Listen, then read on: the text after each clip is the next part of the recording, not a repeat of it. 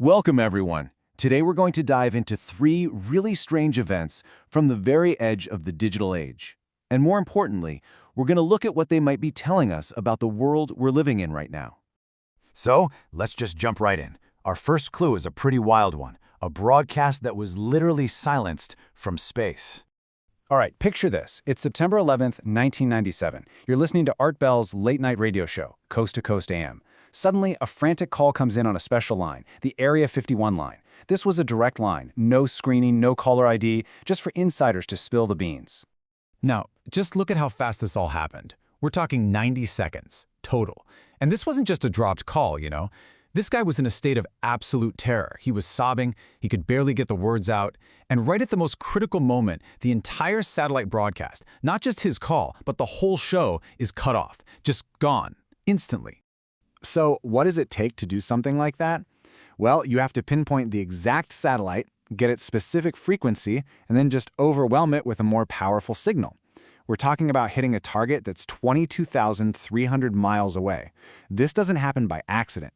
This is a deliberate, military-grade action. Someone with some very serious resources wanted that man silenced. And this was the heart of his warning, right before he was cut off. A really chilling message about deception on a cosmic scale. He was claiming these beings had worked their way into the highest levels of the military and were pulling strings behind the scenes. And then, to make things even weirder, this attempt at damage control just backfired. The second caller sounded totally rehearsed, like he was reading from a script. The audience, well, they didn't buy it for a second. It just felt like a cover-up, which, of course, made a lot of people think the original threat was absolutely real. Okay, let's move on to our next clue and see where this goes. So, if some powerful force can silence a broadcast from space, what happens when a connection is just unplugged? We're going from the stars all the way down to the sands of the Mojave Desert. In 1997, a guy named Doc Daniels found this number and just posted it online. And what happened next was kind of crazy. People started calling it from all over the world, and others would actually make pilgrimages out to the desert, camping for days just for the chance to answer a ringing phone in the middle of nowhere. And then, the magic just ended. But it wasn't some shadowy government agency that shut it down. It was good old-fashioned bureaucracy. Basically, the National Park Service realized Pacific Bell hadn't been paying their land fees. So instead of dealing with all the paperwork, the company just removed the phone booth. That's it. A really bizarre, magical connection gone. But you know, the booth had a darker side too. Campers would report these strange calls. One guy answered at 3 a.m., pitch black desert, totally alone for miles, and a voice just whispers, "I see you." He hangs up, it rings again. Same voice, same message. He got out of there fast, totally convinced something was watching him from the darkness. Because that's what visitors say they hear. Even today, they'll go stand on that empty patch of sand where the booth used to be, and they hear a phantom ring, an electronic echo coming from absolutely nowhere. The connection might be gone, but it seems like the signal is still there.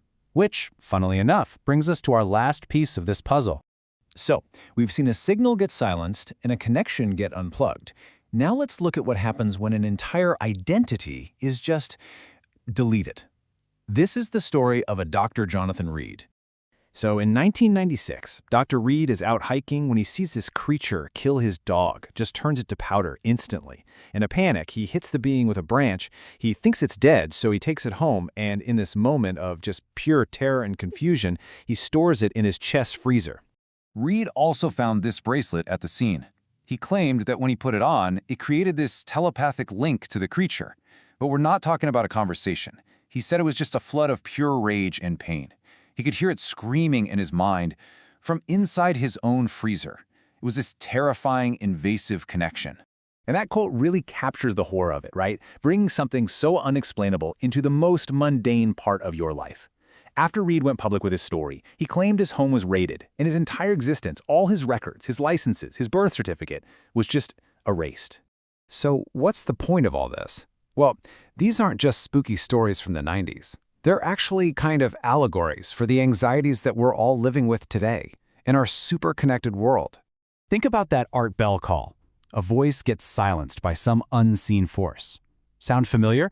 In today's world of deplatforming and shadow banning, the idea that some powerful entity can just erase a conversation they don't like, that's not a conspiracy theory anymore. For a lot of people, That's just daily reality. And what about the Mojave phone booth? It was this beautiful, weird, organic community that just popped up around a single point of connection, and it was terminated not because people wanted it to end, but because of some bureaucratic decision. I mean, how many online communities have we all seen just disappear for similar corporate reasons?